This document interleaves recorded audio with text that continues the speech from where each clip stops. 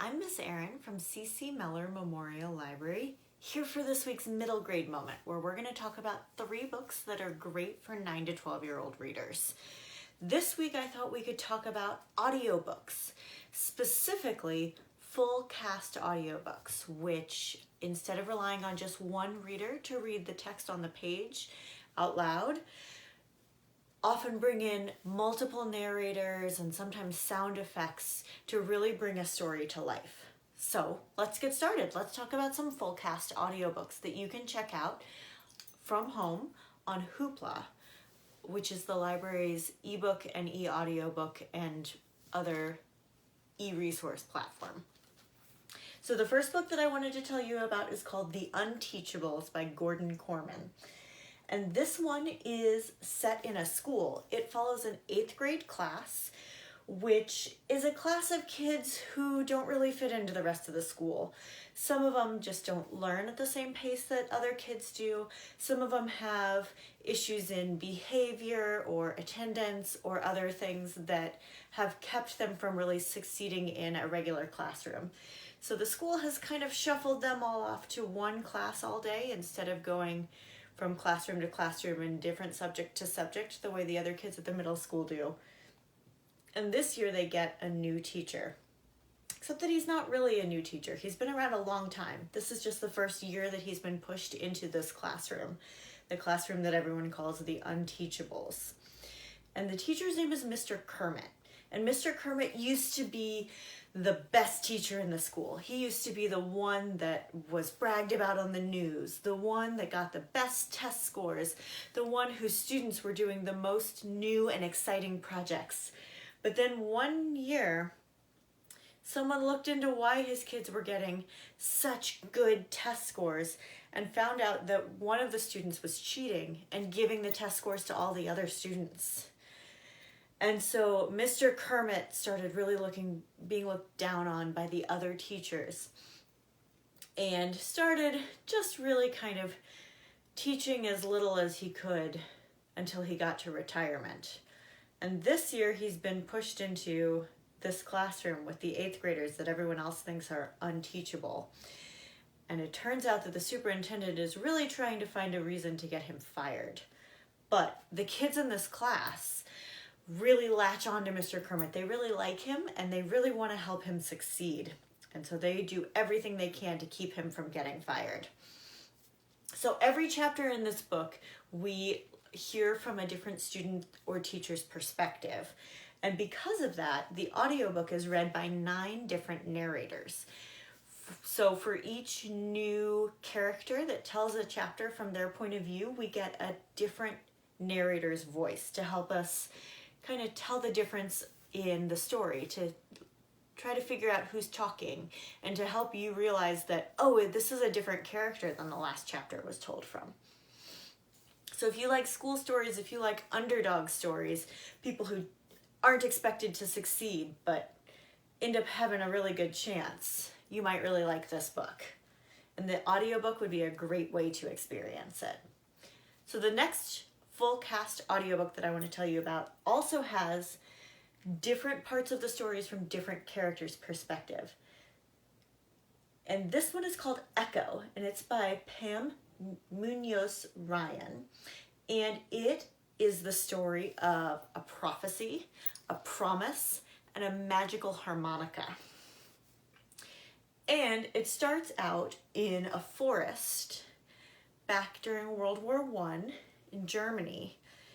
And a little boy named Otto finds a harmonica and finds 3 mysterious sisters that seem to be straight out of the fairy tale that he was just reading. And after we read Otto's story and hear how the harmonica comes into play in his life, we jump to other characters around the world who also find mysterious harmonicas and how it interacts with their stories. And we have to figure out if it's the same harmonica or different harmonicas. But one of the neatest things is that because this book is about harmonicas, it's about music, There's also a lot of music included in the audiobook. Sometimes it's playing behind the characters as they're talking and narrating. Other times there will be a big stretch of just music where you'll just get to hear the music that's important in the book, which is pretty exciting. Instead of just reading it on the page and having to imagine that music in your mind or having to stop and look up what that piece of music sounds like, you get to hear it in the audiobook, playing in that point in the story and tying the whole book together. So this one is called Echo, and it is a really neat one. The last book that I wanted to tell you about is actually not a print book at all anywhere. It was created specifically to be an audiobook, and it was created specifically to be a musical audiobook. So it is the story of Puss in Boots, which is a fairy tale that you might have heard of. The story of three brothers who, when their father passes away, each of them gets an inheritance. And the youngest boy, instead of getting something useful like money or land or a family business or something to support himself, he gets a cat. But it turns out that this cat is magic. This cat can talk. This cat wears boots. And this cat, will help the young man really come into his fortune and find his place in the world. So because this was created to be a musical, it has songs in it. Some of the characters are singing, but also it really is performed the same way that a play would be, where the characters are really talking to each other. Instead of feeling like it was read on a page, you get characters interrupting each other, you get them talking behind their backs to each other. You really get a sense of what's going on in the scene. Sometimes you get sound effects, and it's all very seamlessly built in to really make you feel like you're in the middle of the story. The other thing I will say about this book is it would be a great choice if you are listening with your whole family, particularly if you have younger siblings or parents that, or anyone else in your family that you would want to make sure that nothing was too scary for them and that the story was one that they could follow along with. This would be a great option to listen together. This one's also a lot shorter. It's only about 2.5 hours, where Echo is 10.5 hours if you listen to the whole book. It's a really long one, but it really is rewarding if you listen to the whole thing. And the Unteachables is about 6 hours long, so it's right in the middle. All right, so the other thing that I want to say while we're talking about listening to audiobooks on Hoopla, I want to show you a couple of the features that Hoopla has when you're listening to an audiobook. So if you look at the buttons down here at the bottom of the screen on my screen, if you're listening on a phone or on a computer or a tablet, your screen might have the buttons in slightly different places, but there's a little picture of an alarm clock with a Z in it. This is called the sleep timer. So this will let you play the audiobook just for a set amount of time, and then it will stop itself so that you don't have to keep track of it. So if you know you have 15 minutes before dinner, or if your mom says that you can listen to your audiobook for 30 minutes before you go to sleep and then you have to turn it off and stop listening, you can go ahead and set this and forget it. And when the alarm goes off, when you hit your 15 minutes or your 30 minutes or your 60 minutes, the audiobook will stop playing automatically and you won't have to stop it yourself. So that's a neat feature if you like to listen before you go to bed, or if you want to make sure that you're not listening all day and just listen for a set amount of time, that might be useful. Another feature is the speed. So I don't know about you, but I listen to a lot of audiobooks, and sometimes the narrators talk really, really, really fast and I can't understand what they're saying, and other times they talk really slowly and I stop paying attention because they're going too slow. So you can actually control the speed that this audiobook reads at.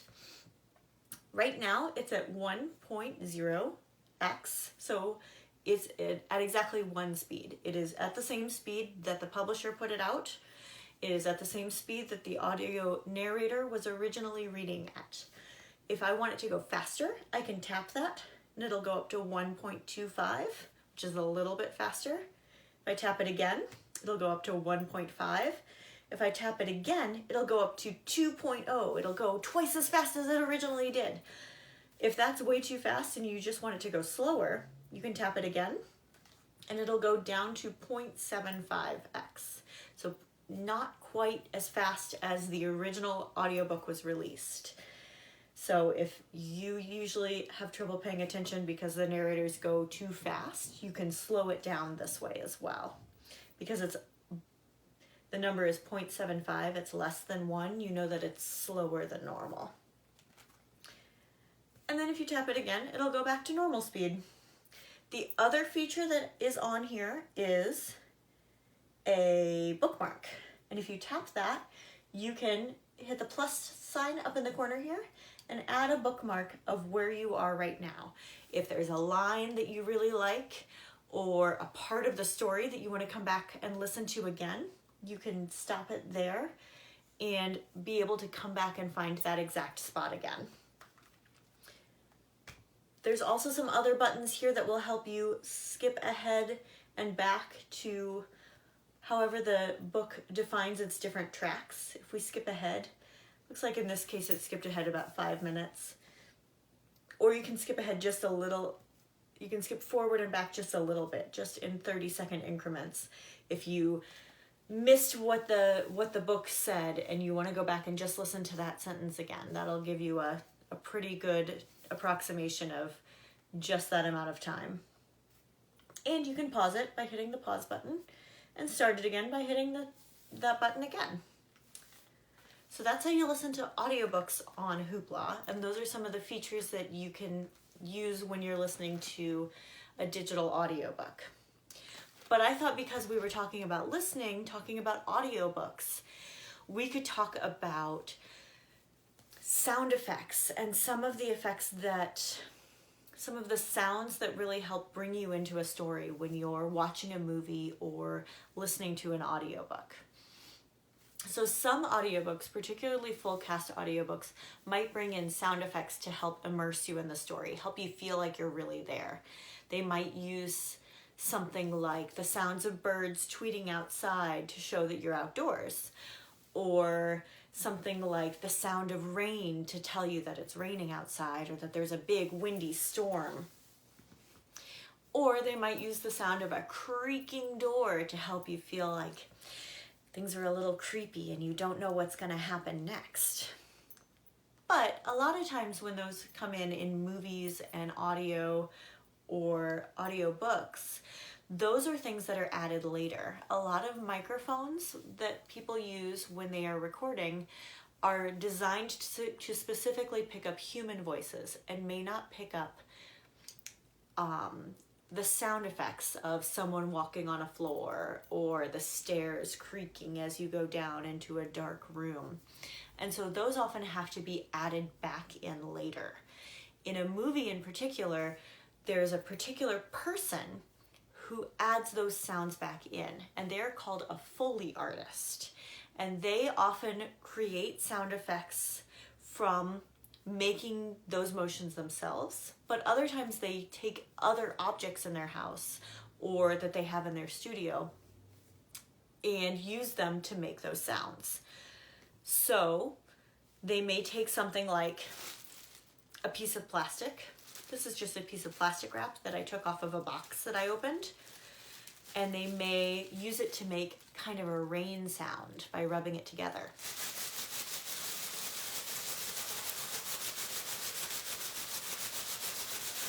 If you close your eyes, that might sound kind of like a storm. Or maybe there's something else that they use, like a sock full of rice that they thwap against something to make a sound like someone getting hit by something. But I think you should look around your house and close your eyes and use your ears to figure out what things in your house have very distinct sounds, like a zipper, or the click of a pen, or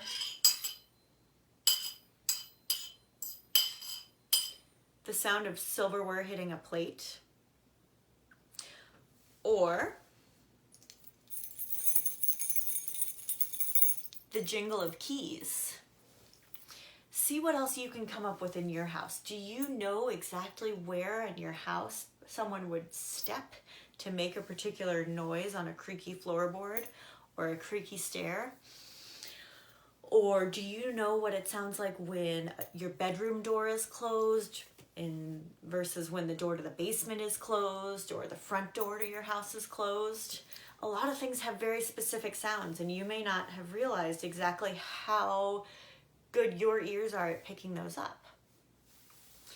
I'm also going to link to a video down below that's from Parents Magazine, and it is from the Paley Center, which is in New York City, and it has an archive of all of the sound effects equipment that was used in old movies and old radio dramas. So they have a lot of really neat machines that were made specifically for making particular sounds.